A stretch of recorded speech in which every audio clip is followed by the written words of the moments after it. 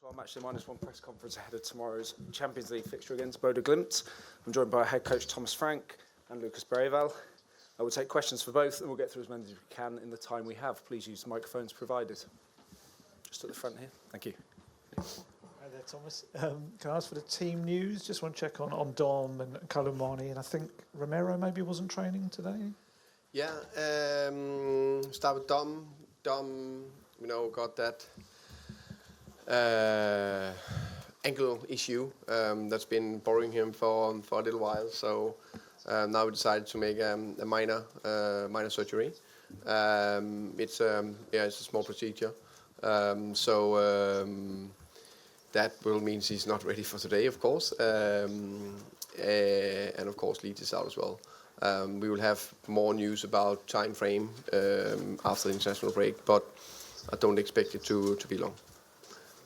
Colomani, I think now we finally on top of his dead leg, so that is also progress there, so that's good. And Coutinho is just precaution.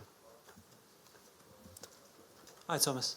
I can't imagine you generally look back at matches from previous seasons, but it wasn't really that long ago that Tottenham won here in obviously a big match in their Europa League campaign last year. Have you looked at it, and what can you take from it going into tomorrow's game?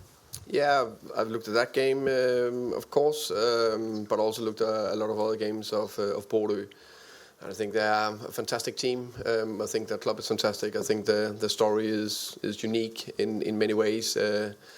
I'm pretty sure that the whole Europe know about Bodo because I think it's a little bit of a fairy tale. I like also, of course, I think a little bit that Scandinavian the link also between Denmark and Norway is of course follow them a little bit, maybe a tiny bit closer. And the background I'm coming from, to see how they have built that club through years of some core group of people, aligning strategy, structure, hard work over years, and then just build a smaller club suddenly to be the absolutely force in Norway and now competing in Europe over many seasons. That's extremely impressive. I think Kjetil Knudsen and his staff is remarkable what they've done. Their style of play is quite unique in many ways. Extremely well coached team. So big praise. I admire them a lot. What can you take from that particular performance? Which one? The one last season. No, that's one performance. That's this game. It's how many months is that? Four months ago. With all due respect, I was not the coach. It was some group of players. They have some group of players. This is a new game. This is a new situation. We go into it with huge respect for Bodo. It's going to be very difficult. Their home record here in European games, all that's unique with I think 31 wins out of 39, something like that. Apparently have scored in more or less every home game in 46 games in a row. So we know what we are facing, but of course we also have trust in ourselves. Gentleman in the middle, please. Mr. Frank, you choose not to train here tonight despite you talk about their home advantage. Can you describe a little about why you chose not to train here tonight? Because we have one training, and if we have a training here and want to do a little bit of tactical, I would all due respect, I think it will be a little bit more obvious what we will do. So that's the thing we like to keep for ourselves. And then yes, you can say if we train here for how long we allowed, 45 minutes, is that going to make the difference? I know the surface is different. So if you really want to get used to it, I think you need to train here day in, day out as Bodo do. So we're ready for that challenge, but for me, mainly, it was a tactical reasons. Gentleman right at the back, please. Hi, Thomas. We've spoken to your old mate, Ståle Solbakken.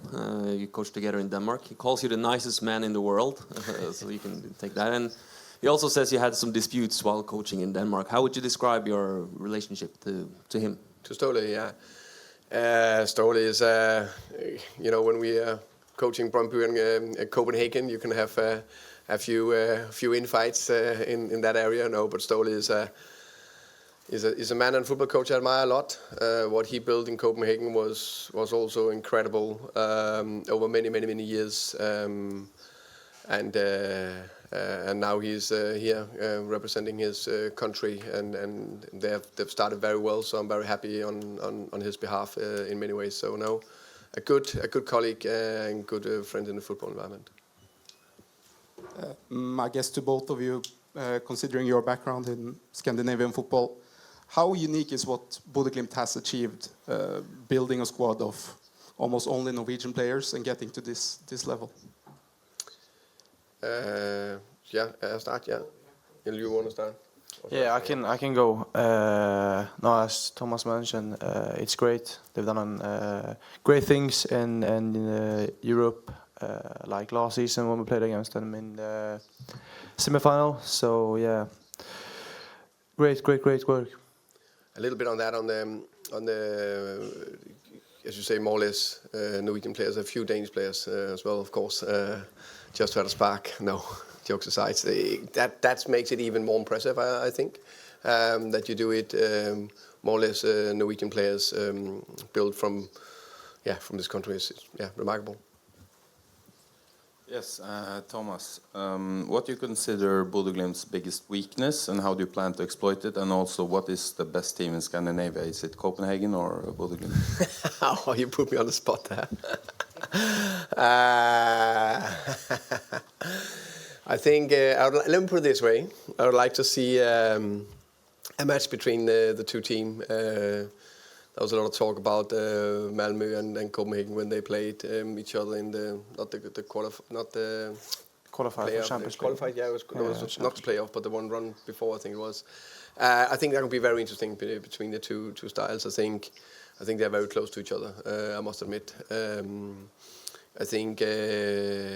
What was the first question? I forgot it because you put me on the spot. What is their biggest weakness, and how do you plan to exploit it? Yeah.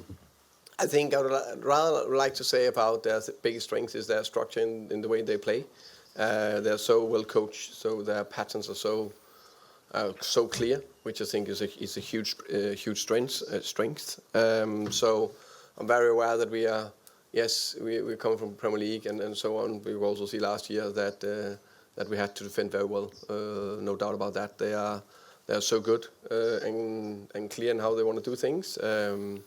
And also they play very, very, very quick on this pitch. Question for Lucas. You're coming here as Europa League winners, but can you tell me what's the big difference between the Europa League and the Champions League?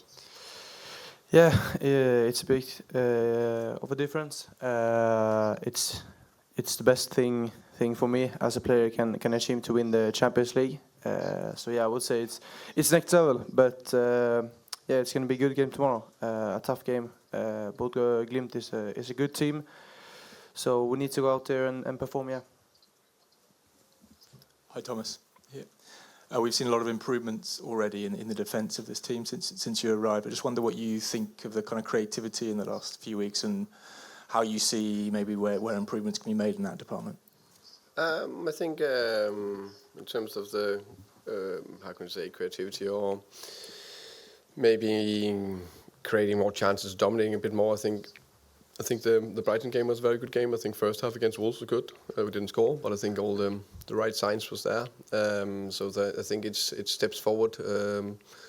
I said before that I think it's natural. Last year it was most of the game. It was Kulusevski, Maddison, Sonny, and Dom who played more or less the front four. Now we have more or less a new front four, and they are doing very well. One of them sitting next to me is doing very well. Have a very good start to the season. So I think they're gelling more together, and we try to give them the best patterns and principles. Just a quick different question for both of you. Thomas, I just want to ask you if you feel like it's been a bit of a wasted month almost with Dom because of kind of trying to get him back into training. I think if you can look from two ways, that's the easy answer, but it's not that easy. If we knew we could have done the surgery a month ago, we probably would have done it. So for me, I'm always like imagining, it is what it is. We deal from it now. We no doubt that the way we dealt with this was because we thought that was the right way. Because I think in general, no one wants the surgery, no matter how small it is. Yeah, Lucas, I just want to ask you, Thomas was speaking the other day about he and his coaches and what they've been working with you this season and the various things. I just wondered what you feel you've kind of improved on this season. It's a great question. No, but I feel like I'm getting better every day. I've played a bit of an 8 in the beginning and now more of a 10 in the end, and it feels like I'm adding more and more to my game every day. So yeah, I try to help the team with contribution with goals and assists as well. So just getting better every day and improving. Yeah. Mr. Frank, Bodo goalkeeper Nikita Hakin said earlier today that it was unusual to see a team like Spurs going for long throws and set pieces everywhere on the pitch. What do you make of Who said that, sorry? the Bodo goalkeeper Nikita Hakin? Okay. I personally think that set piece is an extremely important part of the football.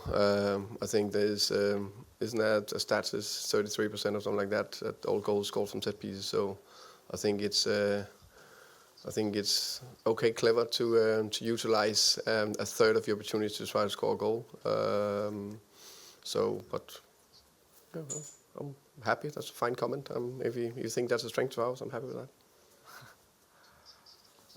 Oh, sorry, Jonathan, just there. Thank you. Thomas, how big a difference does the pitch make? I mean, I know everybody always talks about it, but would you actually change your tactical approach according to the pitch? No, not really not tactical approach. Of course, we are aware. It's the same in Denmark when I was a coach for Brøndby. We were facing Nordsjælland at that time. There's also a different surface. It's the same today. It's fine. They're good here. They're very good at home. I think that's, for me, I think there's a lot of talk about the pitch. I rather want to praise the team, the Bodo team, and their coach, what they do, because they do it quite consistently home and away, the way they play. So I'm pretty sure they get the answer or the question sometimes: can they play on grass when they go away from home? Of course they can. So it's a official pitch. Players like Lucas have played on them his whole life. Lots of players have played there. So I think. I know we need to speak about it, but I think I'm pretty sure all journalists, Kjetil, myself, all the players just want to talk about football. Final question, just down the front here, please. Sorry, Thomas, just following up on Romero, what was the issue specifically? Just precaution. Is it muscle or knock? Or? Just precaution. Okay, thank you. Thank you. Thank you.